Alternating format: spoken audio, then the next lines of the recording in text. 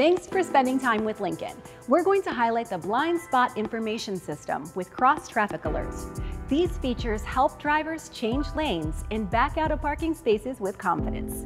Blind spot information system will alert the driver with a light indicator in the outside rearview mirrors if there's a vehicle detected in a blind spot on either side of the vehicle. It uses sensors to look behind the vehicle from the exterior mirrors to beyond the rear bumper. The blind spot information system works when you start your vehicle, shift into drive, and are moving at a speed greater than 6 miles per hour. To turn the system on or off, press Features, press Driver Assistance, press Blind Spot Information System, switch Blind Spot Information System on or off.